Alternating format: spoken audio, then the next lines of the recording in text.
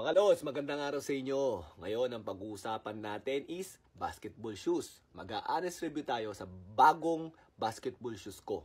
Okay? Yung basketball shoes ko, hindi natin patatagalin. Skechers. Napakaangas. Nung kabataan natin, Skechers ang gusto natin pamasok, pinapangarap. Pag ang kaklase mo naka-Skechers, malamang sa malamang may kaya sila. But anyway, meron na silang basketball shoes. So, honest review. Nasuot ko na kanina to, kaya medyo madumi. Malikabok yung court na pinagpraktisan namin. So, ang unang-una kong re-reviewin dito is comfortability. Kasi ako, sa ngayon, comfortability ang inuuna ko, hindi na forma. Dati forma eh.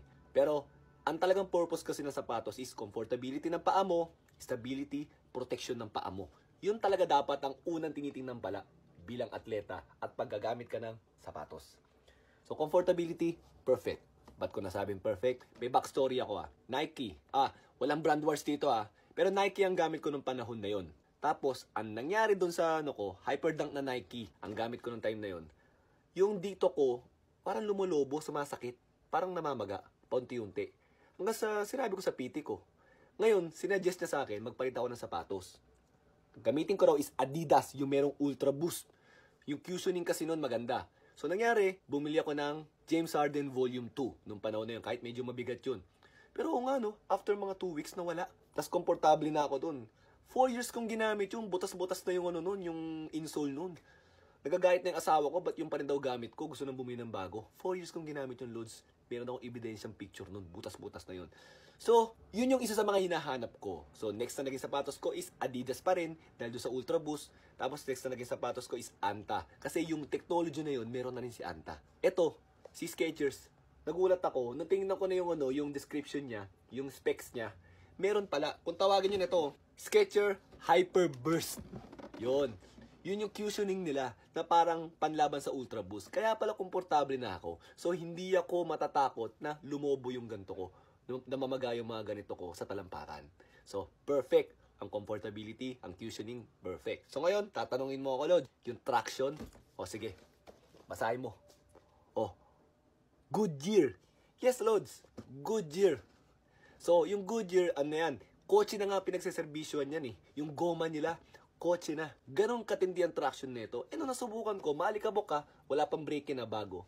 Makapit siya. Okay, makapit siya. Pagkatapos, ang kagandahan dito, kung tawagin nila yan, Swirltech ba yan? Swirltech. So, pinag-aralan nila yan na ganito ang itsura niyan para makakagalaw ka pa rin ng miles kahit na malakas ang traction ng swelas mo. So, pasadong-pasado. Ang isa sa bonus na nakita ko dito, Los, nung pagsuot ko, meron kasi akong insole Kasi gusto ko stable na palagi yung paa ko Meron akong insole doon sa ginagamit ko sapatos. Nakalimutan kong ilipat dito.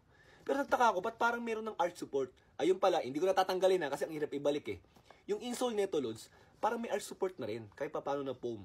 Kumbaga, yung arch dito, meron na siyang foam na parang medyo sturdy, medyo stable.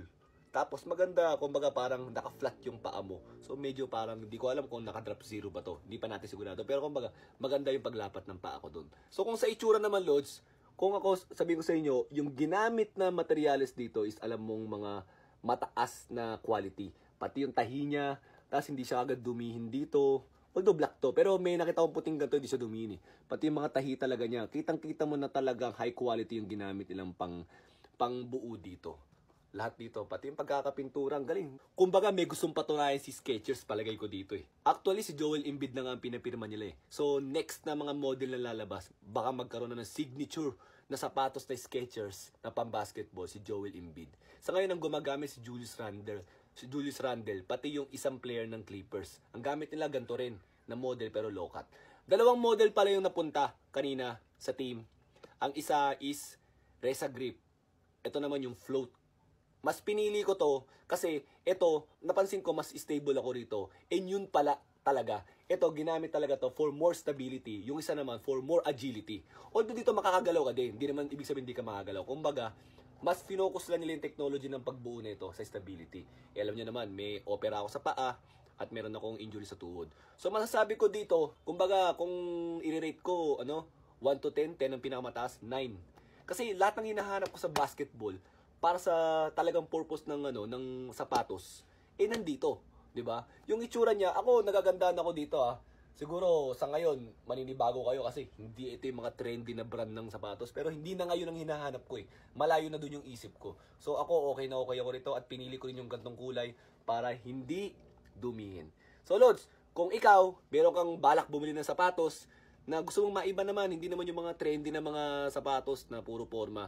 Kung gusto mo yung talagang maganda yung quality na binibigay yung pangangailangan ng paa mo, eto, Skechers Basketball. So yun lang mga Lods. Pumunta na kayo sa mga Skechers store dito sa Pilipinas, meron na to.